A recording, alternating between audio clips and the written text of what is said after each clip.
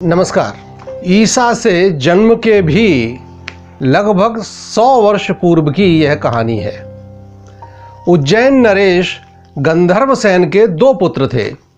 बड़े का नाम भर्तहरि और जगत प्रसिद्ध छोटे का नाम था विक्रमादित्य। स्वाभाविक ही पिता की मृत्यु के पश्चात बड़े बेटे भर्तहरि राजा बने, जिन्हें लोक बोलचाल की भाषा में आज भी भर्तहरि के नाम से याद किया जाता है। वे अत्यंत ही नीतिपरायण, ईश्वर में आस्था रखने वाले और विद्वान व्यक्ति थे।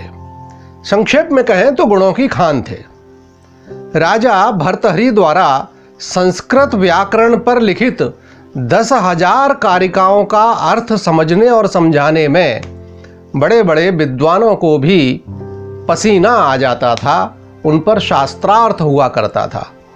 इतना ही नहीं तो राजा भर्तहरि ने नीति, श्रृंगार और वैराग्य शतक नामक 3 अन्य ग्रंथों की भी रचना की थी, जो आज भी संस्कृत महाविद्यालयों की पाठ्य पुस्तकों में विशेष स्थान रखते हैं। राजा भर्तहरि ने अपनी छोटी किंतु विदुषी बहन मदनावती का विवाह बंगाल के तत्कालीन नरेश हरिश्चंद्र गौड़ के साथ किया था। इन्हीं के पुत्र थे राजा गोपीचंद। मामा भांजे दोनों राजा थे, किंतु उनकी जोड़ी प्रसिद्ध हुई अलग कारणों से। राजा भर्तहरि की पत्नी अनंगसेना उपाख्य पिंगला अतिशय सुंदर थीं। राजा को उनसे अतिशय प्रेम था, एक प्रकार से लट्टू थे उन पर। किंतु एक दिन बड़ा ही विचित्र प्रसंग हुआ, जिसने राजा की जीवन दिशा ही बदल दी। राज दरबार में एक तपस्वी पधारे। वे राजा के गुणों से बहुत प्रभावित हुए और बोले, राजा, तुम जैसे महान राजा को तो युगों तक जीवित रहकर प्रजा का रक्षण और राज्य का संवर्धन करना चाहिए। इसलिए मैं तुमको यह दिव्य रसायन युक्त सुमधुर फल देता हूँ, जो मुझे वर्षों की तपस्या के बाद प्राप्त हुआ है। इस फल का सेवन करने वाला सदा सर्वदा के लिए अमर हो जाएगा, दीर्घायु तो हो ही जाएगा। मैं ठहरा सन्यासी, ईश्वर की जब इच्छा हो मुझे अपनी शरण में ले ले। मुझे दीर्घायु लेकर क्या करना है? अतः इस दिव्य फल को तुम ग्रहण करो और धर्माचरण करते हुए दीर्घ काल तक राज्य करो।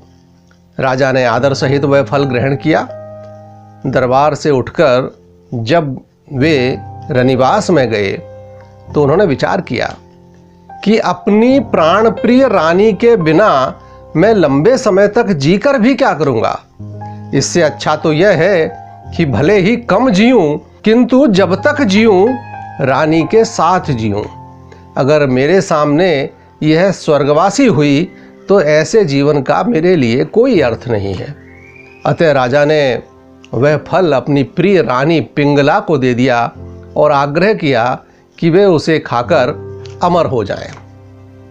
लेकिन दुर्भाग्य तो देखिए, राजा जिस रानी को अपने प्राणों से ज्यादा प्यार करते थे, वह स्वयं किसी और की दीवानी थी, किसी और को दिल दे चुकी थी।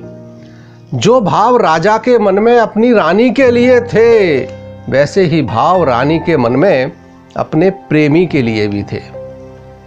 यह अंग रहित कामदेव के पुष्प धनुष से छूटे बाण जो न करवा दे वह कम है। रानी ने वह फल अपने प्रेमी दास को सौंप दिया। मानव मनोविज्ञान का अद्भुत चमत्कार तो देखिए कि रानी का वह प्रेमी भी एक गणिका का दीवाना था। उसने वह फल अपनी प्रेमिका वैश्या को सौंप दिया। ईश्वर राजा के शरीर को नहीं बल्कि उनके यश को अमर करना चाहते थे। इसीलिए विद्वानों ने कहा भी है, ईश्वर हमें वह नहीं देता जो हम चाहते हैं, हमें ईश्वर वह देता है जिसके हम योग्य होते हैं। हमारी योग्यता क्या है वह हम स्वयं नहीं जानते, किंतु वह अकारण करुणा वरुणालय तो जानता है। उस गणिका के मन में सुबुद्धि आई। उसने विचार किया कि मेरा यह पापमय जीवन लंबा चले, इसका क्या अर्थ है? इससे अच्छा तो यह है कि प्रजावत्सल हमारे राजा दीर्घायु हों। उसने वह फल ले जाकर राजा को ही सौंप दिया। इस प्रकार कई हाथों में होता हुआ वह अमृत फल पुनः राजा भर्तहरि के पास ही लौट आया। परमार वंश के सूर्य राजा भर्तहरि को सारी कहानी समझने में देर नहीं लगी।